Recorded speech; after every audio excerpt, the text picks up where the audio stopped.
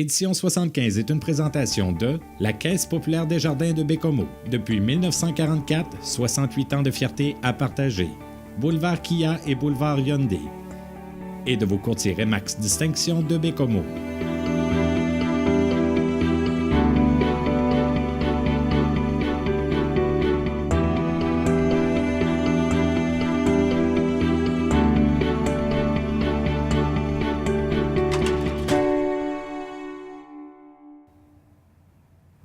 Cette semaine à l'émission, on vous propose de découvrir la nouvelle création de la troupe de théâtre La Chante-Amuse de Bécomo, Peau rouge, peau blanche. Mais juste avant, on vous offre un retour sur les festivités qui ont entouré le deuxième Wow. Donc, Pierre Plamondon, on se réunit encore une fois aujourd'hui pour faire un retour sur la fin de semaine d'activités qui s'est déroulée le 18, 19 et 20 mai dernier, ici même à Bécomo. Il y a plusieurs activités qui étaient proposées. J'ai envie d'emblée de vous demander si vous êtes satisfait des croisières, des tours de montgolfière, du cirque, etc., de tout ce qui a été proposé et de la réponse de la population. Très, très, très satisfait. On ne peut pas demander mieux. Le comité de programmation, avec Chantal Giguère en tête, nous ont concocté une belle programmation vraiment originale pour répondre à des besoins. En fait, voir Bécomo autrement. Puis, à ce niveau-là, c'est vraiment une mission accomplie. Parce qu'on parle quand même de près de plus de 6 000 personnes qui auraient participé, grosso modo, à toutes les activités offertes. Exactement. Donc, plusieurs personnes ont vu Bécomo en croisière. Ça a été vraiment extraordinaire, ça, d'aller jusqu'au bout de la baie des Anglais, se rendre jusqu'à la baie Saint-Pancras, voir les cannelures glaciaires, voir les camps du colonel McCormick, là, construits en 1927. Moi-même, j'avais jamais été dans ces coins-là, puis les gens sur le bateau étaient vraiment étonnés de voir les beautés de notre région, des belles richesses là, qu'ils ont découvertes. Ensuite, les montgolfières, on aurait aimé ça qu'il y ait un petit peu plus de monde. Les billets étaient tous vendus, mais le vent nous a joué quelques tours dans le courant de la fin de semaine. Mais ceux qui ont pu en profiter ont adoré leur expérience. Puis, les gens qui ont assisté au cirque Alphonse ont été vraiment étonnés de la qualité du cirque, de l'originalité, là, de voir les gens là, jongler avec des godans d'or, avec des bûches, avec des branches. C'était vraiment, vraiment spectaculaire. Et je vous ai vu à quelques reprises sur les sites des activités en train de jouer votre rôle de bénévole en tant que président des fêtes. Dites-moi, vous avez recueilli les commentaires des gens. Qu'est-ce qu'ils vous ont dit?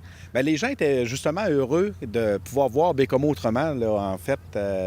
Entre autres, j'ai été beaucoup à l'accueil des croisiéristes, puis au débarquement, puis les gens étaient vraiment heureux là, de cette activité-là.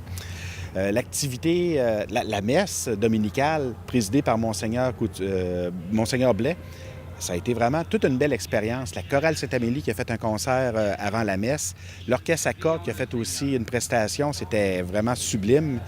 On parle aussi de la venue d'une visite bien spéciale, celle de Brian Mulroney qui était là dans le courant de la fin de semaine, qui a été présent aussi à la messe. Oui, présent. Puis lorsqu'il est arrivé dans l'église, à un moment donné, en allant s'asseoir, il a reçu une ovation des gens qui étaient nombreux déjà présents là, à l'église. Puis ça a été ça aussi un moment fort lorsqu'il a reçu l'ordre de Bécomo, le premier citoyen à recevoir ce nouvel ordre.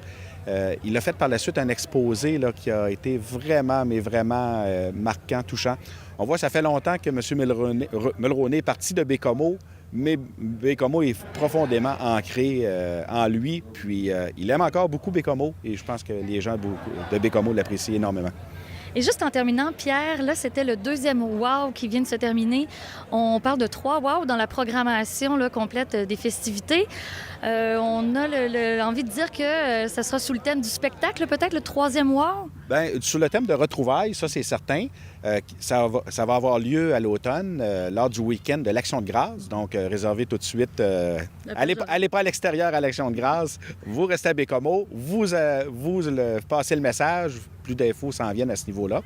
Puis d'ici là, il y a plusieurs belles activités avec la troupe La Chante-Amuse et sa pièce de théâtre spéciale Peau blanche, peau rouge. La fête du Canada qui est bonifiée, la Saint-Jean-Baptiste, qui est bonifiée à la sauce du 75e. Plateau en fête au mois d'août qui est bonifié. Donc, troupe Showbiz cet été qui fait une prestation spéciale sur les 75 ans de Bécomo. Donc, plusieurs belles activités à suivre d'ici le mois d'octobre. Je suis certaine qu'on va s'en reparler. Peut-être, hein? Oui. Merci. Ça me fait plaisir. Au retour de la pause, on se déplace dans le local de répétition de la troupe de théâtre La Chantamuse pour la pièce Peau rouge, peau blanche.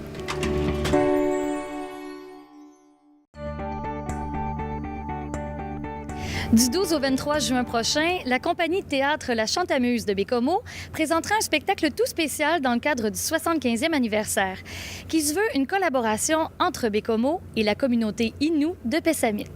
Fred, il y a à peine 3 chiens de se faire poigner. Une heure de retard, c'était pas la fin du monde. Le plan, c'était de se débarrasser du char puis d'arriver à leur pile. C'est correct, ça a quand même bien sorti.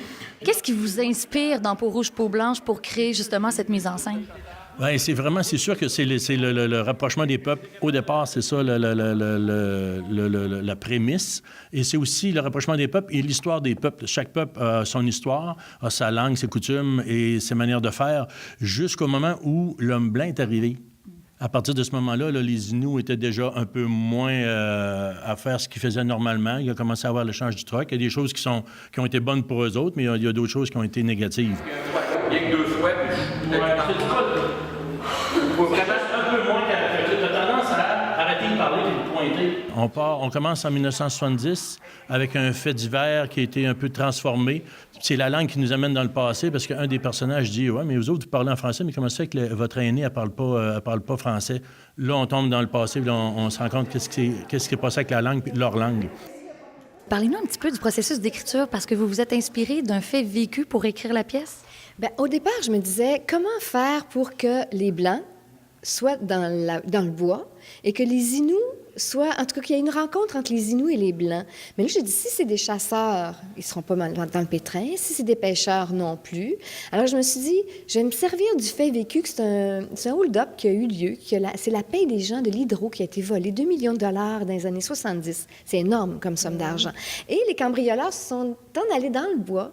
Et là, quelqu'un dans l'hydravion devait passer pour les prendre, mais le rendez-vous était raté.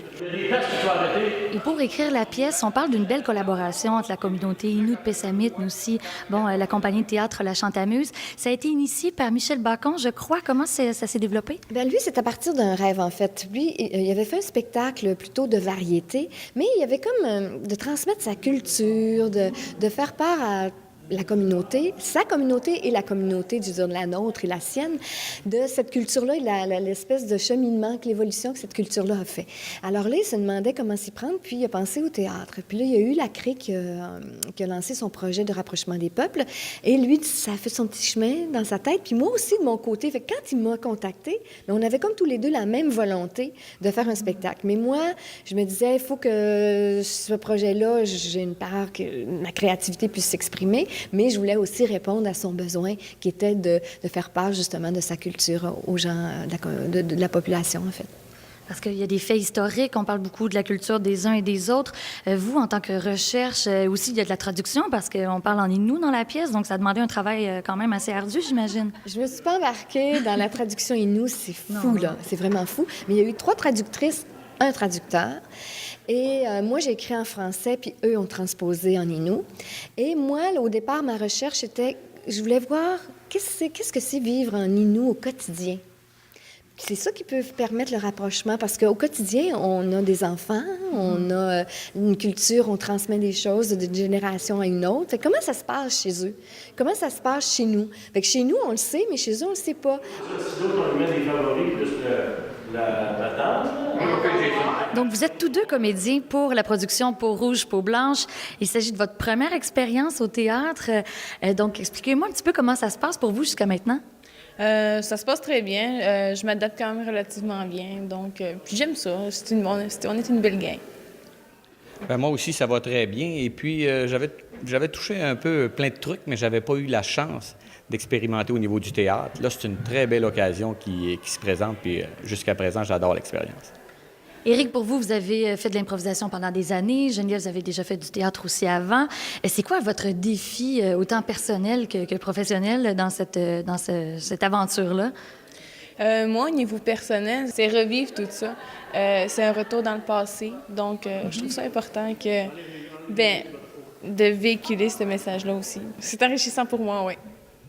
Ben, moi, c'est le contexte qui est très différent. Tu avais parlé d'improvisation tout à l'heure. Le théâtre, c'est tout à fait différent. On est encadré, on a un texte, on a un metteur en scène, on doit suivre des directives. Puis, pour moi, c'est très différent et c'est très, très agréable comme expérience. Je m'imaginais un peu qu'est-ce que ça pourrait être, puis c'est vraiment ce à quoi je m'attendais.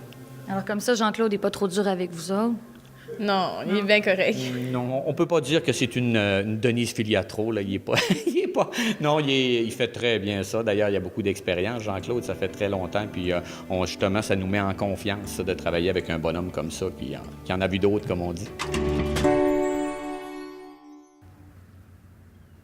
Merci encore une fois d'avoir été des nôtres pour cette émission d'Édition 75.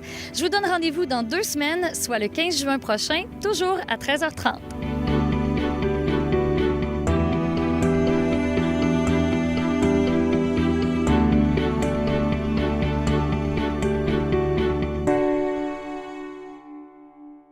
Édition 75 vous a été présentée par la Caisse populaire des jardins de Baie-Comeau. Depuis 1944, 68 ans de fierté à partager. Boulevard Kia et Boulevard Hyundai. Et vos courtiers Remax Distinction de Baie-Comeau.